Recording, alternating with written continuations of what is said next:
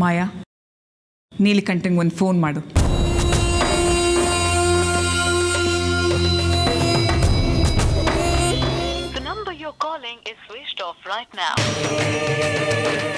Switch off ಬರ್ತಿದೆ ಅತ್ತೆ. ಯಪ್ಪ, ನಾನು ನಂಬಕ್ಕಾಗಲ್ಲ. ಹಿಂದೇನು ಇದೇ ರೀತಿ ಬೆಳ್ಳಿ ಬಾವಿಲ್ ಬಿದ್ದು ಸತ್ತೋದ್ಲು ಅಂತ ಸುಳ್ಳು ಹೇಳಿದ್ರು. ಈಗ ಈ ತರ ಆಗ್ತಿದೆ. ನನ್ನ ತಲೆ ಚಿಟ್ಟಿಡ್ದು ಹೋಗ್ತಿದೆ. ಸಮಾಧಾನ ಮಾಡ್ಕೊ ಮಾಯಾ. ಹೇಗ್ ಸಮಾಧಾನ ಮಾಡ್ಕೊಳ್ಳಿ ಅತ್ತೆ? ಚಿತ್ರಾನೂ ಇಲ್ಲ, ಹರಿಣಿನೂ ಇಲ್ಲ, ಮುತ್ತು ಮಾವನೂ ಇಲ್ಲ. ಇವ್ರಿಷ್ಟು ಜನ ಇಲ್ಲ ಅಂದ್ಮೇಲೆ ಇನ್ ಯಾರು ಬಂದು ಕಾಪಾಡಿರ್ಬೋದು ಅತ್ತೆ? ಒಂದ್ ವೇಳೆ ಊರಿನ ಜನ ಹೇಳ್ದಾಗೆ ದೇವ್ರು ಬಂದು ಕಾಪಾಡಿರ್ಬೋದಾ? ದೇವರು ಇಲ್ಲ, ದಿಂಡ್ರು ಇಲ್ಲ ಮಾಯಾ. ಇದರಲ್ಲಿ ಯಾವುದೋ ಒಂದು ಮನುಷ್ಯನ ಕೈವಾಡ ಇದೆ. ಆದಷ್ಟು ಬೇಗ ತಿಳ್ಕೊಂಡು ಅವ್ರಿಗೂ ಒಂದು ಒಳ್ಳೆ ಮುಹೂರ್ತ ಇಡೋಣ. ಪರಿತ್ರಾಣಾಯ ಸಾಧೂನಾಂ ವಿನಾಶಾಯ ಚ ದುಷ್ಕೃತಾಂ ಧರ್ಮ ಸಂಸ್ಥಾಪನಾರ್ಥಾಯ ಸಂಭವಾಮಿ ಯುಗೇ ಯುಗೇ. ಪರಿತ್ರಾಣಾಯ ಸಾಧೂನಾಂ ವಿನಾಶಾಯ.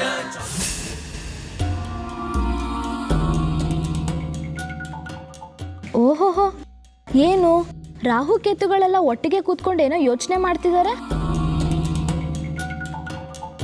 ಮೋಸ್ಟ್ಲಿ ನೆಕ್ಸ್ಟ್ ಯಾರನ್ನ ಸಾಯಿಸ್ಬೇಕು ಅಂತ ಪ್ಲಾನ್ ಮಾಡ್ತಿರ್ಬೋದು.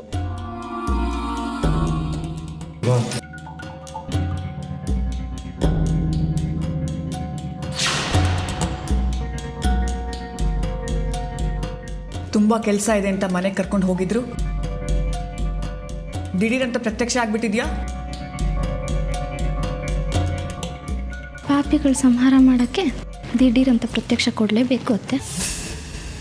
ಏನೇ ಒಬ್ಬೊಬ್ಳೆ ಮಾತಾಡ್ತಿದ್ಯಾ? ನಿನ್ಗೇನಾದ್ರು ತಲೆ ಕೆಟ್ಟಿದ್ಯಾ? ಏನಿಲ್ಲ ಅತ್ಗೆ, ಮಾಡ್ಬೇಕಾಗಿರೋ ಕೆಲಸ ಎಲ್ಲ ಮಾಡಿ ಎಲ್ಲೆಲ್ಲಿ ಏನೇನು ಇಡಬೇಕು ಎಲ್ಲನೂ ಇಟ್ಟು ಬಂದಿದ್ದೀನಿ.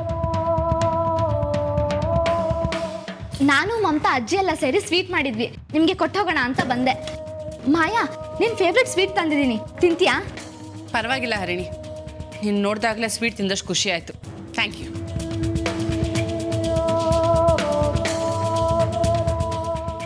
ಹೌದು, ಏನೋ ನಡಿಬೇಕಾಗಿರೋದು ನಡೆದಿಲ್ಲ ಅಂತ ಕಾಣುತ್ತೆ.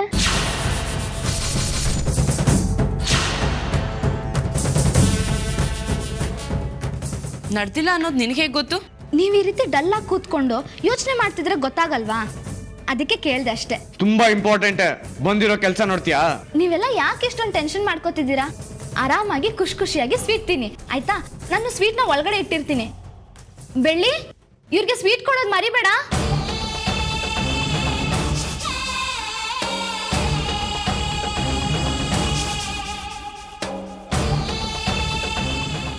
ಉರಿತಿರೋ ಬೆಂಕಿಗೆ ತುಪ್ಪ ಸುರಿಯಕ್ಕೆ ಇವಳು ಕರೆಕ್ಟಾಗಿ ಬಂದಿದ್ದಾಳೆ. ಅಪ್ಪಂಗೆ ಫೋನ್ ಟ್ರೈ ಮಾಡಿ ಸಾಕಾಯ್ತು. ಎಲ್ಲಿ ಹೋಗಿದಾರೆ ಏನೋ ಒಂದು ಗೊತ್ತಾಗ್ತಿಲ್ಲ.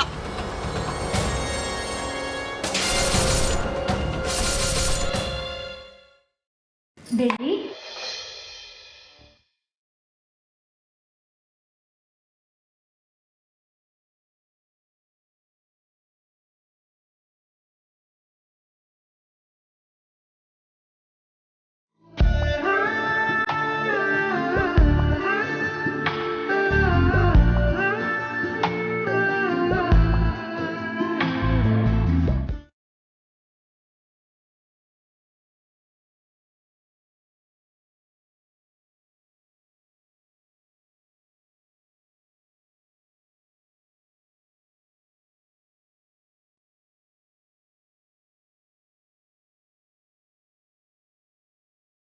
ಯಾಕೆ ಕಣ್ಣಲ್ಲಿ ನೀರು?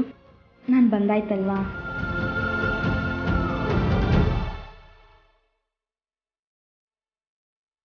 ನನಗಿಷ್ಟೊಂದು ಪ್ರೀತಿ ಯಾರು ಕೊಟ್ಟಿರಲಿಲ್ಲ ಹರಣಿ. ಅಮ್ಮ ಅಜ್ಜಿನ ಕಳ್ಕೊಂಡ್ಮೇಲೆ ನನಗೆ ಯಾರೂ ಇಲ್ಲ ಅಂದ್ಕೊಂಡಿದ್ದೆ. ಆದರೆ ನೀನು ಅಮ್ಮನ ಸ್ಥಾನನ ತುಂಬಿಟ್ಟೆ.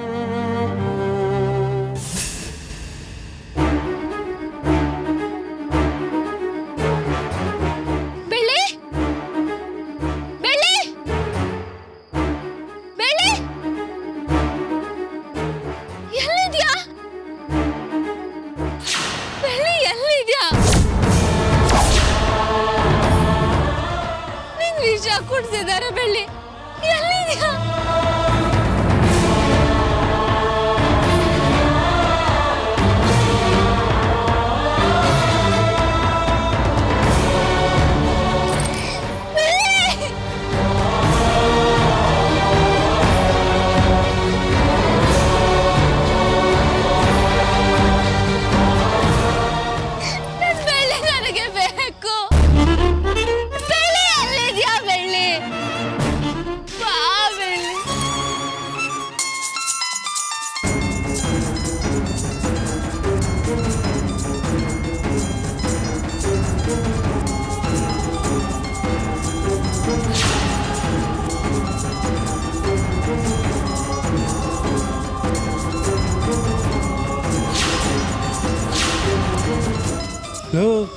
ಬೆಳ್ಳಿ ಊತ ಹಾಕಿರೋ ಜಾಗದಲ್ಲೇ ಮೊಬೈಲ್ ಬಿಟ್ಬಿಟ್ಟಿದೆಯಲ್ಲೋ.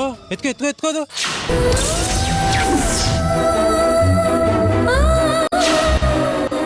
ಬೆಳ್ಳಿಗೆ ವಿಷ ಕುಡ್ಸಿದೀವಲ್ಲ, ಅವಳು ಹೋದಾಗೆ ಅಲ್ವಾ ಲೆಕ್ಕ. ಅಯ್ಯೋ ಪಾಪಿಗಳ. ಇನ್ನೇನು ಬದುಕ್ಬಿಡ್ತಾಳ? ದಡಿಯಾ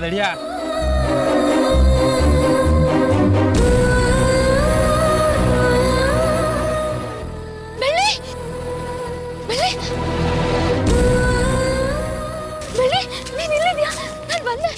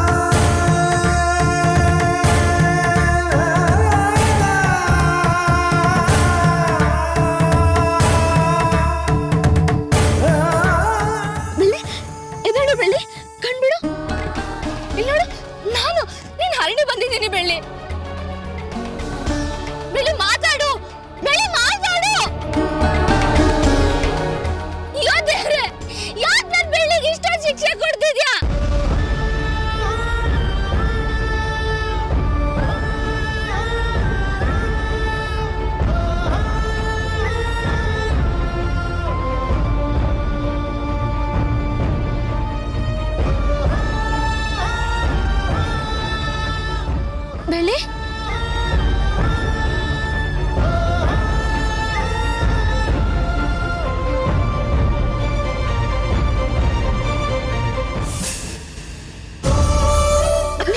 ನೀರು ಕುಡಿ, ವಾಂತಿ ಮಾಡು. ಬೆಳ್ಳಿ, ನೀನ್ ಸಾಯೋದಿಲ್ಲ ಕಣೆ, ದೇವರು ಉಳಿಸ್ಕೊಟ್ಬಿಟ್ಟ. ಹರಡಿ ಅಂತ ಕರೆಯೋದಕ್ಕಿಂತ ಅಮ್ಮ ಅಂತ ಕರಿಲ್ಲ.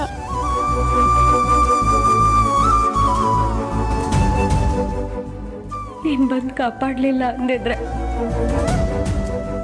ಇವತ್ತು ನಾನು ಬದುಕಿರ್ತಿರ್ಲಿಲ್ಲ. ನನಗೆ ಜನ್ಮ ಕೊಟ್ಟಿರೋ 2ನೇ ತಾಯಿ ಆಗೋದೆ ಹರಣಿ ನೀನು. ನನಗೆ ಯಾವಾಗಲೇ ಕಷ್ಟ ಬಂದರೂ ನೀನು ಬಂದು ಕಾಪಾಡ್ತೀಯ. ಏನನ್ನ ಎಷ್ಟು ಹೊಗಳಿದ್ರು ಸಾಲದು. ಇದ್ರಲ್ಲಿ ನಂದೇನು ಇಲ್ಲ ಬೆಳ್ಳಿ. ನೀನು ಅನ್ನೋರ್ ಸಿನಿಮಾ ಕಸ್ತೂರಿ ನಿವಾಸದ ಹಾಡು ಕೇಳಿದ್ಯಾ? ಆಡಿಸಿ ನೋಡು, ಬೀಳಿಸಿ ನೋಡು, ಉರುಳಿ ಹೋಗದು. ಹಾಗೆ ನಿನ್ನ ಜೀವನದಲ್ಲಿ ಎಷ್ಟೇ ಕಷ್ಟ ಬಂದರೂ ವಾಪಸ್ ಎದ್ದು ಬರೋ ಗುಣ ನಿಂದು. ನಿನ್ನ ಭೂಮಿಲಿ ಹೂತಾಕಿದ್ರು ಮಣ್ಣೆಲ್ಲ ಕೊಡುಕೊಂಡು ಮೇಲ್ ಬರ್ತಿದ್ದೆ. ಅಂದರೆ ನಿನ್ನ ಸಹಾಯ ಮಾಡೋಕ್ಕೆ ನಾನು ಬರಲಿಲ್ಲ ಅಂದರೂ ಯಾರಾದರೂ ಒಬ್ರು ಬಂದೇ ಬರ್ತಿದ್ರು. ನೀನು ಸಾಯ್ಬೇಕು ಅಂತ ತಾಯಿ ಚಾಮುಂಡೇಶ್ವರಿ ತೀರ್ಮಾನ ಮಾಡಿದ್ರೆ ನೀನು ಯಾವತ್ತೋ ಮಣ್ಣಲ್ಲಿ ಮಣ್ಣಾಗಿ ಹೋಗ್ತಿದ್ದೆ. ಆದರೆ ನೀನು ಈ ಮನೆಗೆ ಯಜಮಾನಿಯಾಗಿ ಇನ್ನೂ ಬಾಳೋದು ತುಂಬ ಇದೆ. ಮುತ್ತು ಮಾವನ ಮಾತಾಡಿಸ್ತಿಲ್ಲ ಅಂದಮೇಲೆ ನಾನು ಈ ಮನೇಲಿದ್ದೇನು ಪ್ರಯೋಜನ? ಕಾಯಬೇಕು ಬೆಳ್ಳಿ. ನಮಗೊಂದು ಒಳ್ಳೆ ಉದಾಹರಣೆ ಅಂದರೆ ಮಹಾಭಾರತದಲ್ಲಿ ಪಾಂಡವರು ತಮ್ಮ ರಾಜ್ಯನ ಮತ್ತೆ ಪಡೆಯೋದಕ್ಕೆ ಎಷ್ಟೆಲ್ಲ ಕಷ್ಟಪಟ್ಟರು. ಆದರೂ ಅವ್ರ ಸಮಯಕ್ಕೋಸ್ಕರ ಕಾಯ್ತಿದ್ರು. ರಾಮಾಯಣದಲ್ಲಿ ಶ್ರೀರಾಮ ತನ್ನ ತಪ್ಪೇ ಇಲ್ಲದೆ ವನವಾಸಕ್ಕೆ ಹೋದರು. ಎಷ್ಟೆಲ್ಲ ಕಷ್ಟಗಳು ಬಂತು, ಆದರೂ ಆ ಕಷ್ಟಗಳನ್ನೆಲ್ಲ ನುಂಗ್ಕೊಂಡು ಮತ್ತೆ ರಾಜ್ಯಭಾರ ಮಾಡಲಿಲ್ವಾ? ಹಾಗೆ ನಿನ್ನ ಬದುಕುನು ದೇವರು ನಿಂಗೆ ಇಷ್ಟೆಲ್ಲ ಕಷ್ಟಗಳು ಕೊಟ್ಟು ಉಳಿಸ್ತಿದ್ದಾನೆ ಅಂತಂದರೆ ನಿಂಗೆ ಇನ್ನೂ ಏನೋ ಕೊಡೋದು ಬಾಕಿ ಇದೆ. ಅದನ್ನು ತಗೊಳ್ಳೋದಕ್ಕೆ ನೀನು ರೆಡಿಯಾಗಿರು.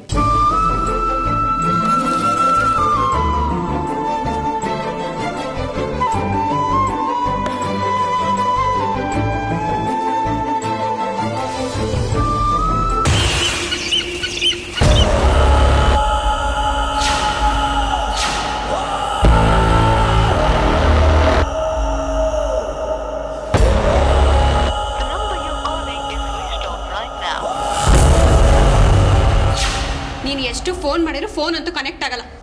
ಮಾವ ಎಲ್ಲ ಮುಗಿದ್ಮೇಲೆ ನೋಡ್ಕೊಂಡು ಹೋಗ್ಬೇಕಿತ್ತು, ಮುಂಚೆನೆ ಓಡೋಗ್ಬಿಟ್ಟಿದ್ದಾರೆ. ಇಲ್ಲಿವರೆಗೂ ಏನ್ ನಡೀತು ಅಂತ ನಮ್ಗೆ ಇನ್ನೂ ಗೊತ್ತಾಗಿಲ್ಲ ಅಂದ್ರೆ ಎಷ್ಟು ಅವಮಾನ ಅಲ್ವಾ ಅದ್ಕೆ? ಇಡೀ ಮನೆನೇ ಬಿದ್ದೋದ್ರು ಫೋಟೋ ಗಾಜಿಗೆ ಮಾತ್ರ ಏನೂ ಆಗಲ್ವಂತೆ. ಈ ಬೆಳ್ಳಿ ಕತೆನೂ ಹಾಗೆ, ಸುನಾಮಿ ಬಂದ್ರು ತಪ್ಪಿಸ್ಕೊಂಡು ಹೋಗೋಷ್ಟು ಚಾಲಾಗ್ತದ. ದಯವಿಟ್ಟು ಅವಳನ್ನ ನನ್ ಮುಂದೆ ಹೊಗಳ್ಬೇಡಿ, ನನಗೆ ಮೈಯೆಲ್ಲ ಉರಿಯುತ್ತೆ.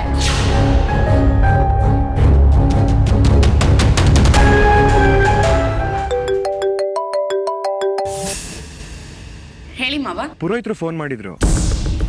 ಅದೇ ಮೊನ್ನೆ ಗೋಪೂಜೆ ನಿಂತೋಯ್ತಲ್ಲ, ನಾಳೆ ಒಳ್ಳೆ ಮುಹೂರ್ತ ಇದೆ ಅಂತ ಹೇಳಿದ್ರು. ಸರಿ, ನಾನು ಚಿಕ್ಕಮ್ಮನ ಕೇಳಿ ಹೇಳ್ತೀನಿ ಅಂದೆ.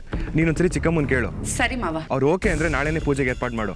ಹಾಂ, ಹಾಗೆ ಪುರೋಹಿತರಿಗೆ ಫೋನ್ ಮಾಡು.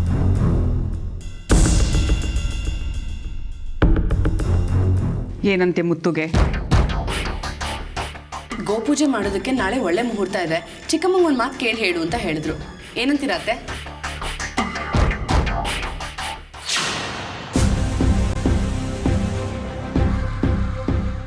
ಕುರಿನೇ ಹಳ್ಳಕ್ಕೆ ಬಿದ್ದಿರ್ಬೇಕಾದ್ರೆ ಕಟಕನಿಗೇನು ಪ್ರಾಬ್ಲಮ್ಮು? ಹ್ಞೂ ಅನ್ನು. ಶರ್ಮಿಳಾ, ಬೈರ, ಫೋನ್ ಮಾಡಿ ಪೂಜೆಗೆಲ್ಲ ವ್ಯವಸ್ಥೆ ಮಾಡೋದಕ್ಕೆ ಹೇಳು. ಸರಿ ಮಾ. ನಾನು ಅವತ್ತು ಅದನ್ನೆಲ್ಲ ನಂಬಲಿಲ್ಲ, ಆದರೆ ಇವತ್ತು ಆ ಮಾತೆಲ್ಲ ನನಗೆ ನಿಜ ಅಂತ ಅನ್ನಿಸ್ತದೆ. ಬೆಳ್ಳಿ ಬದುಕಿರೋದು ನಮಗೆಲ್ಲ ಒಂದು ರೀತಿ ಒಳ್ಳೇದೆ. ಒಳ್ಳೇದಾ? ಹೇಗೆ? ಒಂದು ವೇಳೆ ಬೆಳ್ಳಿಗೆ ಏನಾದರೂ ಆಗಿದ್ರೆ ಅವಳು ಎಲ್ಲಿ ಹೋದ್ಲು ಅಂತ ಮುತ್ತು ಮಾವ ಹುಡ್ಕೊಂಡು ಹೋಗಿರೋರು.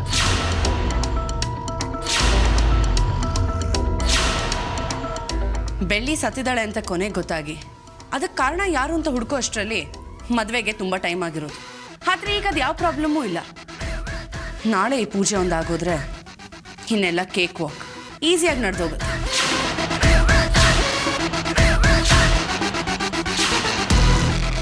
ಆಮೇಲೆ ಬೆಳ್ಳಿನ ಒಂದು ಸಣ್ಣ ಸದ್ದಿಲ್ದಿರೋ ಹಾಗೆ ಮುಗಿಸ್ಬೋದು.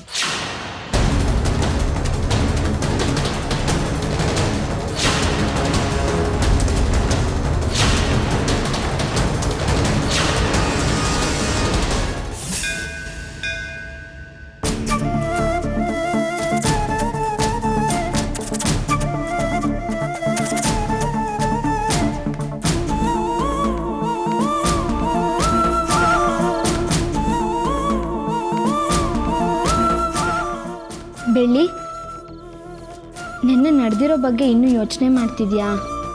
ನಾನು ಏನು ಮಾಡಿದ್ರೆ ಮಾಯಕ್ಕ ಖುಷಿಯಾಗಿರ್ತಾರೆ ಅಂತ ಯೋಚನೆ ಮಾಡ್ತಿದ್ದೀನಿ. ನನ್ನ ಪಾಡಿಗೆ ನಾನಿದ್ದೀನಿ, ಅವ್ರು ಯಾವ ವಿಚಾರಕ್ಕೂ ಅಡ್ಡಿ ಆಗ್ತಿಲ್ಲ. ಆದರೂ ಅವ್ರಿಗೆ ಯಾಕೆ ನನ್ನ ಮೇಲೆ ಅಷ್ಟೊಂದು ದ್ವೇಷ? ನಾನು ಅಂಥ ತಪ್ಪು ಏನು ಮಾಡಿದ್ದೀನಿ ಹರಣಿ? ಅವಳ ದೃಷ್ಟಿನಲ್ಲಿ ನೀನು ಬದುಕಿರೋದೇ ತಪ್ಪು. ನೀನು ಅವಳಿಗೆ ಒಳ್ಳೇದು ಬಯಸಿದ್ರೆ ಅವಳು ನಿನಗೆ ಕೆಟ್ಟದನ್ನೇ ಬಯಸ್ತಿರ್ತಾಳೆ. ನೀನು ನಿನ್ನ ಚರ್ಮದಲ್ಲಿ ಅವ್ರಿಗೆ ಚಪ್ಪಲಿ ಮಾಡಿಕೊಟ್ರೆ ಬರೀ ಒಂದೇ ಚಪ್ಪಲಿ ಇದೆ, ಇನ್ನೊಂದು ಚಪ್ಪಲಿ ಮಾಡಿಕೊಡು ಅನ್ನೋ ಮನಸ್ಥಿತಿ ಅವ್ರದ್ದು. ಅದಕ್ಕೆ ನಾನು ನಮ್ಮ ಊರಿಗೆ ಹೋಗಬೇಕು ಅಂತ ತೀರ್ಮಾನ ಮಾಡಿದ್ದೀನಿ ಹರಣಿ. ಆಗ ಯಾರಿಗೂ ತೊಂದರೆ ಇರಲ್ಲ. ಆಗ ಮುತ್ತು ಮಾವಂದು ಮಾಯಕ್ಕಂದು ಮದುವೆ ನಡೆಯತ್ತೆ. ನಾನು ಎಲ್ಲೋ ಒಂದು ಕಡೆ ನನ್ನ ಪಾಡಿಗೆ ನಾನು ಇರ್ಬೋದು. ಬೆಳ್ಳಿ, ಪ್ರೀತಿಸಿದವ್ರನ್ನ ಬಿಟ್ಟು ಹೋಗೋದು ನೀನು ಹೇಳ್ದಷ್ಟು ಸುಲಭ ಅಲ್ಲ.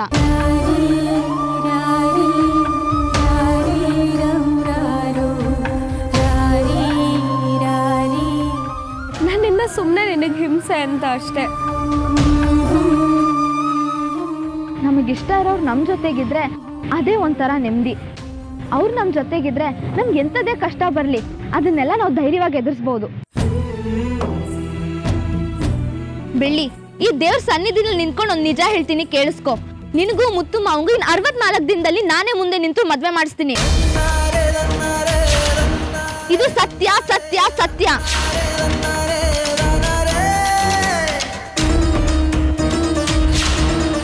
ಒಂದ್ ವೇಳೆ ಹಾಗೆ ನಡೀಲಿಲ್ಲ ಅನ್ಕೋ, ನೀನು ಊರಿಗೆ ಹೊರಟ್ಬಿಡು. ನಾನು ನಿಂಗೆ ಬಲವಂತ ಮಾಡಕ್ ಹೋಗಲ್ಲ. ನೀನ್ ವಾಪಸ್ ಬಾ ಅಂತ ನಾನು ನಿನ್ ಕೇಳ್ಕೊಳಲ್ಲ. ಏನ್ ಹೇಳ್ತೀಯ? ಉಳ್ಕೋತೀಯ ಅಲ್ವಾ?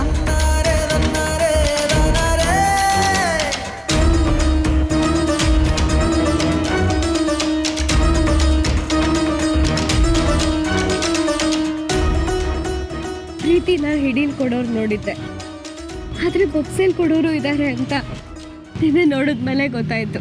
ನಿನ್ ಮದ್ವೆ ಬಗ್ಗೆ ನಾನು ಎಷ್ಟು ತಾಯಿ ಮೇಲೆ ನಂಬಿಕೆ ಇಟ್ಟಿದ್ದೀನೋ ಅಷ್ಟೇ ನಂಬಿಕೆನ ನೀನು ಇಟ್ಕೋಬೇಕು. ಇಟ್ಕೋತೀಯಾ? ಸರಿ, ಲೇಟ್ ಆಗ್ತಿದೆ, ನೀನು ಇವಾಗ ಮನೆಗೆ ಹೊರಡು. ನಾನು ಹಿಂದೆನೆ ಬರ್ತೀನಿ. ನಾವು ಒಟ್ಟಿಗೆ ಹೋದ್ರೆ ಮನೆಯಲ್ಲಿ ಎಲ್ರಿಗೂ ಅನುಮಾನ ಬರುತ್ತೆ, ಅದಕ್ಕೊಂದಿಷ್ಟು ಮಾತಾಡ್ತಾರೆ. ನೀನು ಹೊರಡು. ಸರಿ, ನೀನು ಅಷ್ಟೇ, ಬೇಗ ಬಾ, ಆದ್ರೆ ಹುಷಾರು.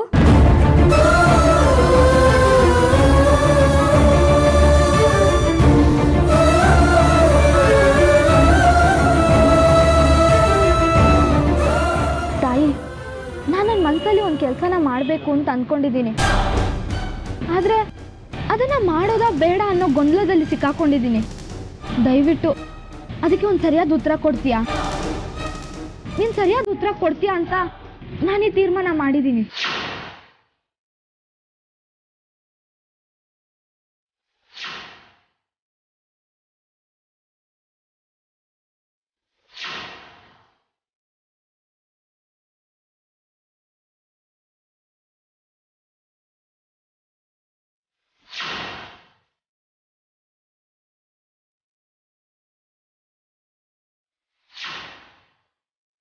ಸರಿಯಾದ ಉತ್ತರ ಕೊಡು ತಾಯಿ.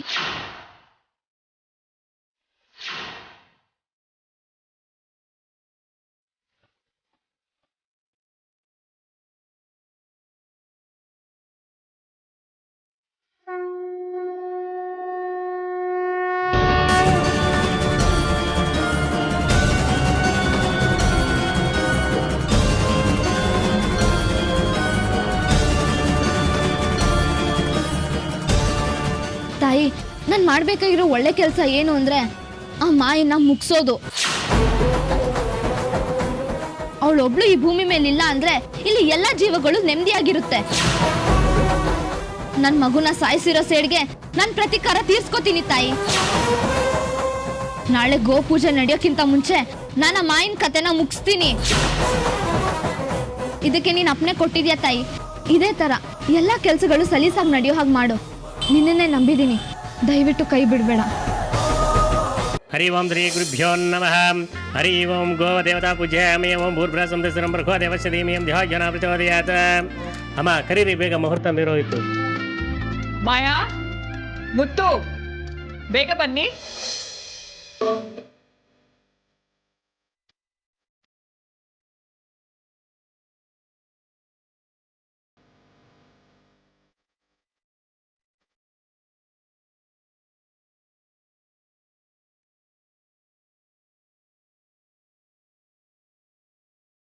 ನೀವಿಬ್ರು ಎಷ್ಟು ಚೆನ್ನಾಗಿ ಕಾಣಿಸ್ತಿದ್ದೀರಾ ಗೊತ್ತಾ? ಮದ್ವೆ ಆಗಿರೋ ಹೊಸ ದಂಪತಿಗಳ ತರ ಇದ್ದೀರಾ. ಮಾಯನ್ ಮುಖ ಅಂತೂ ಮುತ್ತಿನ ತರ ಪಳಪಳ ಹೊಳಿತಿದೆ. ನನ್ ದೃಷ್ಟಿನೇ ತಾಗತ್ತೆ. ಸುಮ್ಮನಿರಿ, ಅದಕ್ಕೆ ಯಾವಾಗ್ಲೂ ನನ್ನ ರೇಗಿಸ್ತಿರ್ತೀರಾ. ಮಾಯಾ, ಇದಿನ್ನೂ ಗೋಪೂಜೆ ಅಷ್ಟೇ, ಮದ್ವೆ ಆಗಿಲ್ಲ. ಆಗ್ಲೇ ನಾಚ್ ನೀರಾಗ್ತಿದ್ಯಾ? ಮಾವ ನೋಡಿ ಮಾವ, ಇವರಿಬ್ರು ಹೇಗ್ ರೇಗಿಸ್ತಿದಾರೆ, ನೀವೇನಾದ್ರೂ ಹೇಳಿ. ಸ್ವಲ್ಪ ಸುಮ್ಮನೆ ಇರ್ತೀರಾ? ಮೊದಲು ಪೂಜೆ ಸ್ಟಾರ್ಟ್ ಮಾಡೋಣ.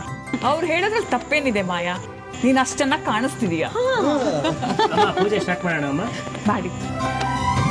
ಹರಿ ಓಂ ಭೂರ್ಭ್ರ ಸಂತಸ್ಸರಂ ಬರ್ಗೋ ದೇವಸ್ಯ ಧೀಮಹಿಂ ಧಿಯೋ ಯೋ ನಃ ಪ್ರಚೋದಯಾತ್. ಗೋಪೂಜೆ ಮಾಡಿ ಇಬ್ರು. ಹರಿ ಓಂ